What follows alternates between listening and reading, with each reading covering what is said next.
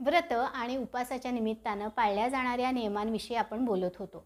मागच्या एपिसोडमध्ये आपण आधुनिक युगामध्ये वावरत असताना पचनाचा आजार, ॲसिडिटी, वाढतं वजन, बीपी, शुगर या गोष्टींना आपण बळी पडू नये यासाठी कोणती व्रतं घ्यायची याविषयी बोललो. अशीच आणखी नवीन काळात पाळण्यासारखी व्रतं आजच्या या एपिसोडमध्ये समजून घेऊया.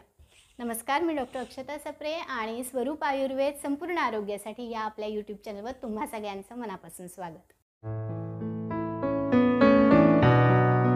आपल्यापैकी बरेच जणांनी हे ऐकलं असेल किंवा असं केलंही असेल की विशिष्ट महिन्यात किंवा धार्मिक ग्रंथांचं वाचन करत असताना, काही पारायण करत असताना किंवा काही पूजेच्या वेळेला पथ्यपालन म्हणून स्वतः अन्न शिजून खायचं. असंच पण थोडंसं स्वतःच्या सोयीसाठी मॉडिफिकेशन केलेलं एक व्रत, जे खरं तर या व्रतांमध्ये सगळ्यात अवघड आहे पण सगळ्यात फायदेशीर आहे, ते म्हणजे परान्न, म्हणजे दुसऱ्यांनी शिजवलेलं किंवा बाहेरच्या परक्या ठिकाणी शिजलेलं अन्न खायचं नाही. थोडक्यात हॉटेलिंग पूर्ण बंद. रोजच्या मेसचा डब्बा किंवा रोजची घरगुती खानावळ या नियमाला आपण तात्पुरता अपवाद धरूया. आता हे व्रत आरोग्यासाठी का उपयोगी आहे ते आपण बघूया. सध्या मार्केटिंगच्या जमान्यात किंवा पैशामागे धावताना बरेच जण काहीही गोष्टी करत असतात. अन्नधान्यात केली जाणारी भेसळ हा असाच सगळ्यात धोकादायक प्रकार आहे. शिजवलेल्या अन्नामध्येही भेसळ करणं, वापरलेलं आधीचं उरलेले खाद्यपदार्थ वापरणं किंवा आधीच्या शिल्लक राहिलेल्या रेसिपींपासून नवीन रेसिपी तयार करणं, जनरली ज्या प्राण्यांचं मांस आपण भारतात तरी खात नाही अशा प्राण्यांचं मांस वापरून नॉनव्हेजच्या रेसिपीज तयार करणं, या सगळ्या गोष्टी आपल्या पाठीमागे वारंवार घडत असतात आणि हे आपल्याला वर्तमानपत्रातून म्हणा किंवा इतर सोशल मीडियाच्या माध्यमातून येणाऱ्या वेगवेगळ्या बातम्यांमधून कळतच असतं. आता हे सगळं टाळण्यासाठी आपल्याला नजरेआड शिजवलेलं खायचं नाही आहे.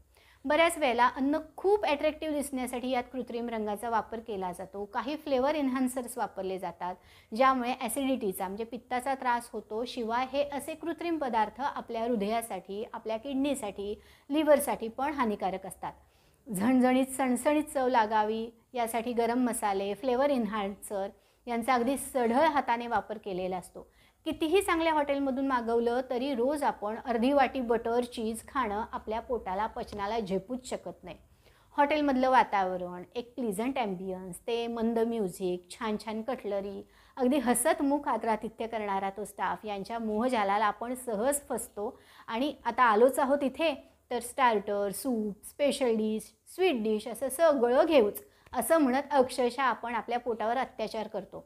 मैदा, कॉर्नफ्लोअर, पनीरनं भरगच्च भरलेल्या डिशेस आपल्याला अनावश्यक हेवी जेवणाच्या मोहात पाडतात आणि पचनाचे आजार सुरू होतात.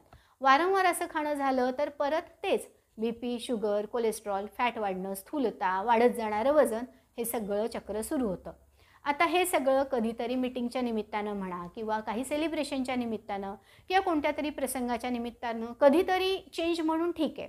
प्रवासाच्या वेळीसुद्धा एखाद्या वेळेला चालेल, पण तरीही याचा मोह किंवा याचं व्यसन टाळायचं असेल तर निदान सुरुवात म्हणून तरी हा नियम स्वीकारायला काय हरकत आहे. हां, आणि एक या व्रतामध्ये, या नियमामध्ये home delivered parcel, pizza, burger वगैरे पण टाळायचं आहे.